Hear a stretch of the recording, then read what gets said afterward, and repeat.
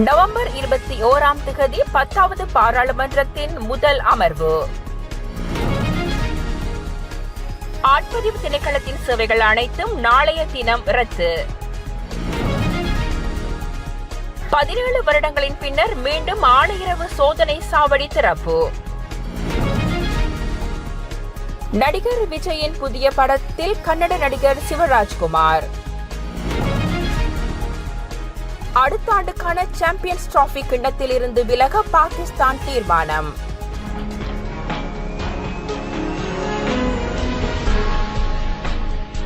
Kilinochchi A9 வீதியில் 1952ஆம் ஆண்டு ஆணையிரவு பகுதியில் ராணுவத்தால் வீதி தடை போடப்பட்டது. அந்த வீதி தடை 2000ஆம் ஆண்டு விடுதலை புலிகளின் ஓயாத அலைகள் 3 நடவடிக்கை மூலம் மீட்கப்பட்டு வீதி திறக்கப்பட்டது. அதன் பின்னர் 8 வருடங்களின் பின், அதாவது 2008ஆம் ஆண்டு இலங்கை ராணுவத்தினருக்கும் விடுதலை புலிகளுக்கும் இடையே இடம்பெற்ற இறுதி யுத்தத்தின் பின்னர் மீண்டும் வீதி சோதனை சாவடிகள் போடப்பட்டது. சுமார் 17 வருடங்களின் பின்னர் மீண்டும் ஆணையிரவு சோதனை சாவடி திறக்கப்பட்டுள்ளது.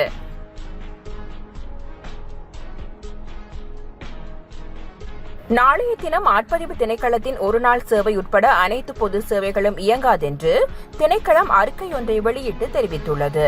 அன்றைய தினம் பொது தேர்தல் நடைபெற உள்ளதால் திணைக்கள உத்தியோகத்தர்கள் தேர்தல் கடமைகளுக்கு ஈடுபடுத்தப்பட்டுள்ளதால் குறித்த சேவைகள் நடைபெறாதென அந்த அறிக்கையில் குறிப்பிடப்பட்டுள்ளது.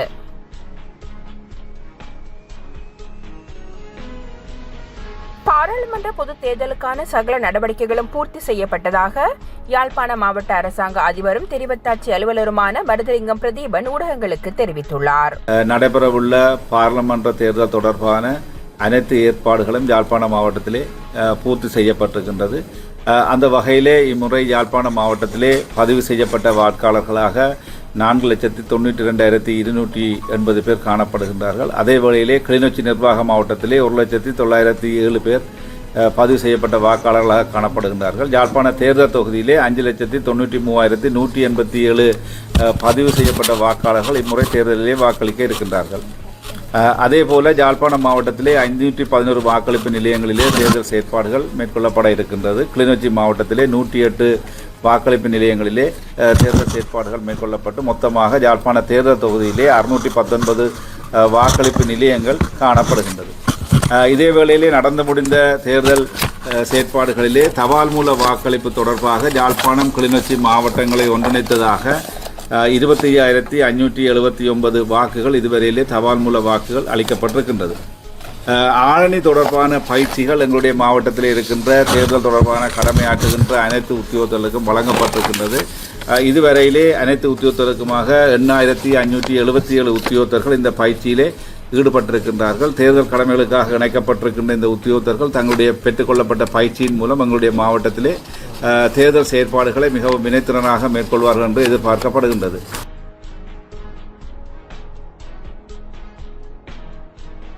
பத்தாவது பாராளுமன்றத்தின் முதலாவது அமர்வு இம்மாதம் 21ஆம் தேதி இடம்பெறவுள்ளது. அரசியல் அமைப்பின் 70ஆம் உறுப்புரையின் பிரகாரம் ஜனாதிபதி அனுரகுமார திசாநாயக்கவினால் விசேட வர்த்தமானி அறிவித்தலின் ஊடாக இது அறிவிக்கப்பட்டுள்ளது. அதன்படி 10வது பாராளுமன்றத்தின் முதலாவது அமர்வு நவம்பர் மாதம் 21ஆம் தேதி இடம்பெறும் என ஜனாதிபதியினால் வெளியிடப்பட்டுள்ள வர்த்தமானியில் தெரிவிக்கப்பட்டுள்ளது.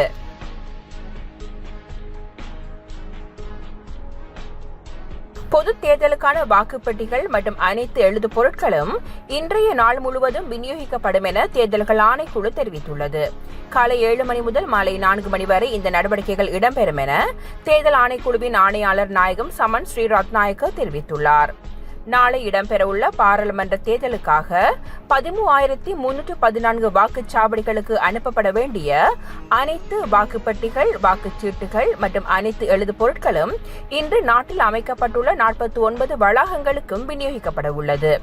22 தொகுதிகளுடன் தொடர்புடைய 25 மாவட்ட செயலகங்களில் இந்த நடவடிக்கைகள் மேற்கொள்ளப்பட்டு வருகிறது. இன்று காலை 7 மணி முதல் பணிகள் ஆர்வமாக உள்ள நிலையில் அனைத்து வாக்குச்சாவடிகளிலும் பணிபுரியும் ஊழியர்களுக்காக ஒத்திகை ஒன்றும் நடத்தப்படும்.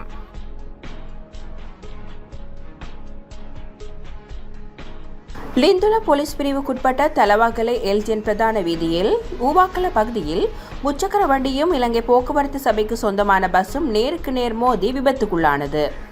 இன்று காலை தலவாக்கலை எல்ஜிஎன் பிரதான வீதியில் 9 மணியளவில் இந்த விபத்து இடம்பெற்றுள்ளது. தலவாக்கலை பகுதியில் இருந்து எல்ஜிஎன் பகுதிக்கு சென்ற இலங்கை போக்குவரத்து சபைக்கு சொந்தமான பஸ்ஸும் எல்ஜிஎன் பகுதியில் இருந்து தலவாக்கலை பக்கம் வந்த முச்சக்கர வண்டியுமே இவ்வாறு மோதி விபத்துக்குள்ளானது. விபத்தின் போது முச்சக்கர வண்டியில் சாரதி மட்டுமே இருந்துள்ளதுடன் காயமடைந்த அவர் பொதுமக்களால் லிந்துலை பிரதேச வைத்தியசாலையில் அனுமதிக்கப்பட்டுள்ளார். மேலதிக விசாரணைகளை லிந்துல போலீசார் மேற்கொண்டு வருகின்றனர்.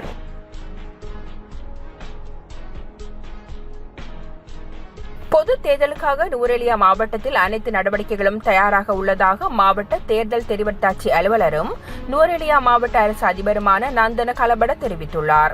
நுவரெலியா மாவட்டத்திற்கான 8 பாராளுமன்ற உறுப்பினர்களை தெரிவு செய்ய 17 அங்கீகரிக்கப்பட்ட அரசியல் கட்சிகள் மற்றும் 11 சுயேட்சை குழுக்களை பிரதிநிதித்துவப்படுத்தி 308 வேட்பாளர்கள் போட்டியிடுகின்றனர். நேற்றைய தினம் ஊடகங்களுக்கு விசேட அறிக்கையொன்றை வெளியிட்ட போதே அவர் இவ்வாறு தெரிவித்தார்.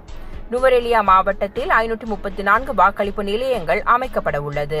சிரேஷ்ட வாக்களிப்பு நிலைய உத்தியோகத்தர்களுக்கு வாக்குப்பெட்டிகள், வாக்குச்சீட்டுகள், ஏனைய உபகரணங்கள் மற்றும் வாகனங்கள் இன்று வழங்குவதற்கு தேவையான ஏற்பாடுகள் செய்யப்பட்டுள்ளதாகவும் தெரிவிக்கப்பட்டுள்ளது. நுவரெலியா மாவட்டத்தில் எதிர்வரும் பாராளுமன்ற தேர்தலில் பதிவான மொத்த வாக்காளர்களின் எண்ணிக்கை 6,05,292. அதாவது நுவரெலியா மஸ்கலியா தொகுதியில் 3,47,646 பேரும், கொத்மலை தொகுதியில் 88,219 பேரும், ஹங்குராங்கெத்த தொகுதியில் 78,437 பேரும், வலப்பனை தொகுதியில் 90,990 பேரும் வாக்களிக்க தகுதி பெற்றுள்ளதாக குறிப்பிடப்பட்டுள்ளது.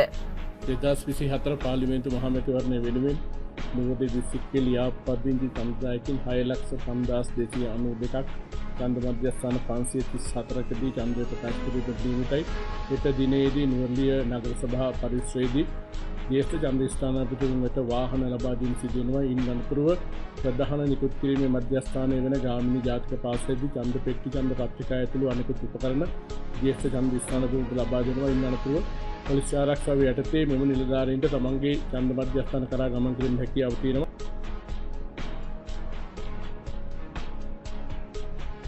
ஹட்டன் கொழும்பு பிரதான வீதியின் ஸ்டேட்டன் வத்த பகுதியில் நேற்று பிற்பகல் இலங்கை போக்குவரத்து சபைக்கு சொந்தமான பேருந்து ஒன்றும் வேன் ஒன்றும் நேருக்கு நேர் மோதி விபத்து இடம்பெற்றுள்ளது. விபத்தில் வேனின் சாரதி படுகாயமடைந்து வட்டவளை மாவட்ட வைத்தியசாலையில் அனுமதிக்கப்பட்டு பின்னர் மேலதிக சிகிச்சைக்காக நாவலப்பிட்டி பொது வைத்தியசாலைக்கு மாற்றப்பட்டதாக ஹட்டன் போலீசார் தெரிவித்தனர். ஹட்டனில் இருந்து கொழும்பு நோக்கி பயணித்த இலங்கை போக்குவரத்து சபைக்கு சொந்தமான பேருந்தும் எதிர் திசையில் கினிகத்தேனையிலிருந்து ஹட்டன் நோக்கி வேகமாக பயணித்த வேனுமே ஒன்றுடன் ஒன்று மோதி விபத்துக்குள்ளானது. இவ்விபத்தில் இலங்கை போக்குவரத்து சபைக்கு சொந்தமான பேருந்தும் வேனும் பாரிய அளவில் சேதமடைந்துள்ளதுடன் விபத்து தொடர்பான மேலதிக விசாரணைகளை ஹட்டன் போலீசார் மேற்கொண்டு வருகின்றனர்.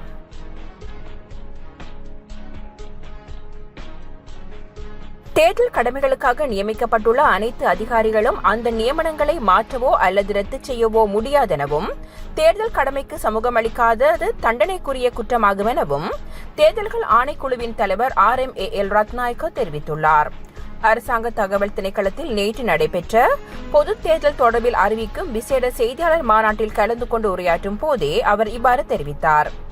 எனவே தேர்தல் பணிக்காக நியமிக்கப்பட்டுள்ள அனைத்து அதிகாரிகளும் நியமிக்கப்பட்ட நாளில் தமக்கு வழங்கப்பட்ட நியமிக்கப்பட்ட இடத்தில் கடமையாற்றுவது கட்டாயமாகும் என தேர்தல்கள் ஆணைக்குழுவின் தலைவர் வலியுறுத்தியுள்ளார்.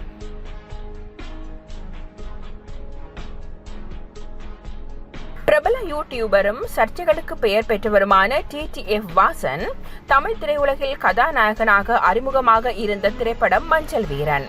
செல்லம் இயக்கும் இந்த படத்தின் பூஜை போடப்பட்டு படப்பிடிப்பு பணிகள் துவங்கியதாகவும் சொல்லப்பட்டது. எனினும் பல்வேறு காரணங்களால் மஞ்சள் வீரன் படத்திலிருந்து வாசன் நீக்கப்பட்டார். படத்திற்கு ஒத்துழைப்பு வழங்கவில்லை என்ற காரணத்தால் வாசன் நீக்கப்பட்டதாக படத்தின் இயக்குனர் செல்வம் தெரிவித்திருந்தார். இது குறித்து இரு தரப்பினரிடமும் இருந்து பயங்கர விவாதமும் இடம்பெற்றது. மஞ்சள் வீரன் படத்தில் இருந்து நீக்கப்பட்ட வாசனுக்கு பதிலாக கூல் சுரேஷ் இந்த படத்தின் கதாநாயகனாக நடிப்பதாக கடந்த மாதம் தகவல் வெளியாகியிருந்தது. இது குறித்து சமூக வலைதளங்களில் சில புகைப்படங்களும் வெளியானது. இந்நிலையில் மஞ்சள் வீரன் படத்தின் புதிய ஹீரோ கூல் சுரேஷ் இல்லை. கூல் சுரேஷுக்கும் மஞ்சள் வீரனுக்கும் எந்த சம்பந்தமும் இல்லை. நவம்பர் அல்லது டிசம்பர் மாத இறுதியில் மஞ்சள் வீரன் படத்தின் கதாநாயகனையும் படத்தின் ஃபர்ஸ்ட் லுக்கையும் அறிமுகப்படுத்துவேன் என இயக்குனர் செல்லம் தெரிவித்துள்ளார்.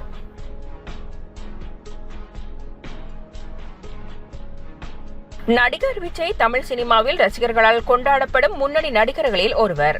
சினிமாவில் உச்சம் தொட்ட இந்த நடிகர் தற்போது அரசியல் களத்திலும் கால் பதித்துள்ளார்.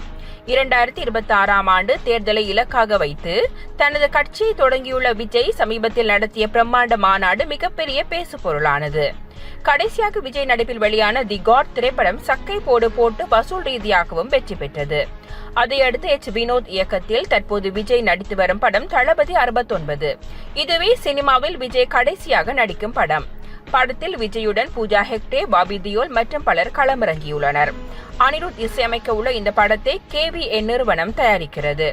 இந்த நிலையில் தளபதி 69 படத்தில் நடிக்க உள்ளதாக பிரபல கன்னட நடிகர் சிவராஜ்குமார் தெரிவித்துள்ளார். இவர் தமிழில் வெளிவந்த ஜெயிலர், கேப்டன் மில்லர் உள்ளிட்ட படங்களில் நடித்து கவனம் பெற்றவர். குறிப்பாக ஜெயிலர் படத்தில் இவர் இடம்பெற்ற ஒவ்வொரு காட்சிகளும் ரசிகர்களால் விசில் அடித்து ரசிக்கப்பட்டன. இந்நிலையில் விஜயின் தளபதி 69 படத்தில் தான் நடிப்பதாக சிவராஜ்குமார் கூறியிருப்பது விஜய் ரசிகர்கள் மத்தியில் உற்சாகத்தை ஏற்படுத்தியுள்ளது.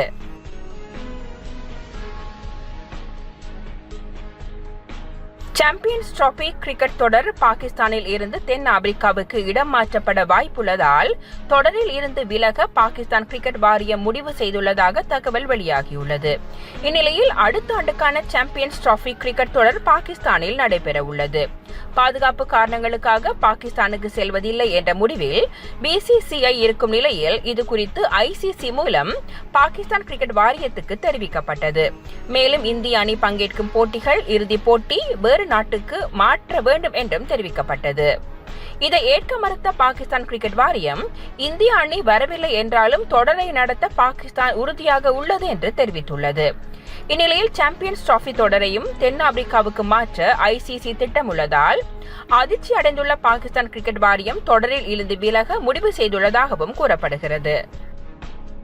இதுபோன்று பல செய்திகளை தெரிந்து கொள்ள நமது வைப்ஸ் டிவி யூடியூப் தளத்தை சப்ஸ்கிரைப் செய்து அருகிலுள்ள பெல் பட்டனை கிளிக் செய்யுங்கள்.